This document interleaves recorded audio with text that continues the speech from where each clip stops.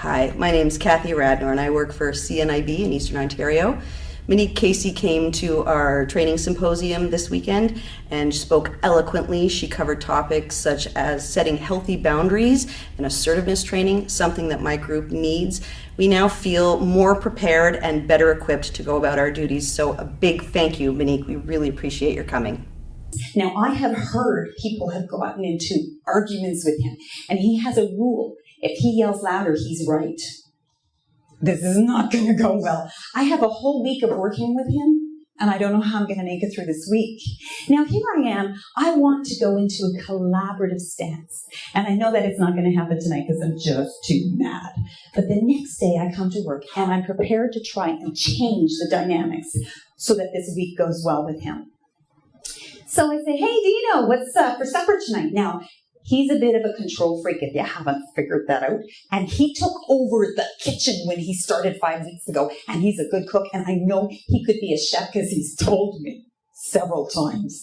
And everyone else, he could be a restaurateur. Thank you, Monique, for a wonderful presentation. It was extremely insightful on how to set boundaries.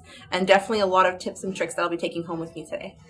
Hi, I just came from a workshop session with Monique Caissie, and I have to say it was refreshing. It was an incredible reminder of all the things that we really know, but we don't implement in our lives all the time. So it was really good. A lot to take home with this, a lot to change in the way I do things. Setting boundaries is definitely going to be something I'm going to be focusing on. Thank you so much, Monique.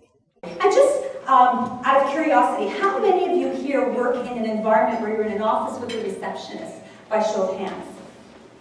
So not so many. How many of you here work at home in an office? A few more. So when you go into an office, the physical boundary is pretty specific, right? You know that this is the receptionist, and that smile says, I can't go through until she says so. And so the physical boundaries are very obvious. And if we close a door, we know that, okay, this is off limits. But when we're in our home office, and I started working at home, in my home office, my 14-year-old drama queen would come home from school and need to tell me about everything that happened. Even if I was on the phone with an important client, she would come into the door, she'd play with the things on my desk, and she would thump impatiently while I was trying to get some work done. And so I had to tell her that this doesn't work for me. And of course, as a 14-year-old does, she ignored me and continued to do it. So I set up a physical boundary, and it was so simple. It was a piece of paper that I pinned from the door jamb to in her face that said, unless you are bleeding, do not bother me. And she stopped doing it. Physical boundaries are easy, but the more difficult one are the psychological boundaries, and there's actually 3. I hold many events in Canada, United States, and in other parts of the world, and recently Monique was a guest speaker at one of my events. Not only was she able to hold the crowd's attention, but she kept them engaged, kept them laughing, and her message is profound and universal to any audience. Monique knows how to be a great professional speaker, and if you want to keep your event alive, and if you really want to engage your audience and have them walk away with some amazing information that can profoundly affect their lives, I recommend you hire Monique. Now, 2 things about consequences. First of all, be sure you have the power to follow through. And secondly, be sure you do, because if you do not, it loses its value. Hi, Monique. I'm a part-time intervenor with CNIB, and I've never had any kind of coach training in terms of asserting myself. And what I've taken away from this is a strength that I am confident will carry on from day to day.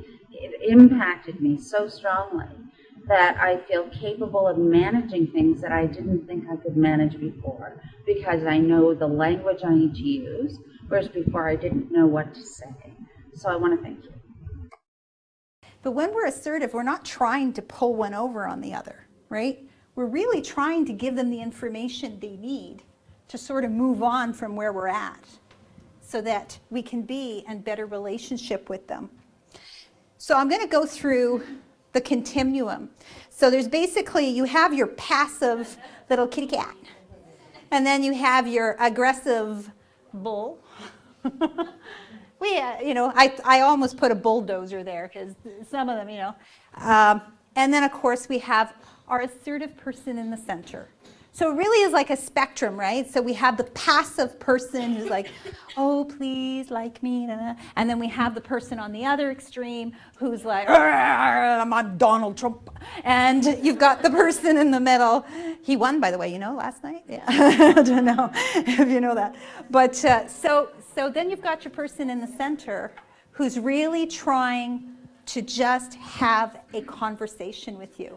So they're not avoiding, and they're not bulldozing you, they're just trying to have a conversation with you. As the host of Mo Mondays Montreal, I've heard her speak on 4 different occasions, on 4 different topics. Here's what I noticed.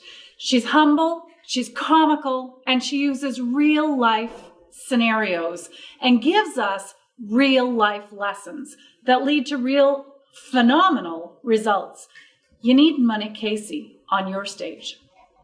Because when we are not honest in our communications, what happens is we are not giving people the data they need to be in communication, in relationship with us.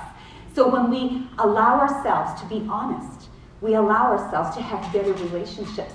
And if you should try this and it does not work, don't worry, they'll give you another opportunity.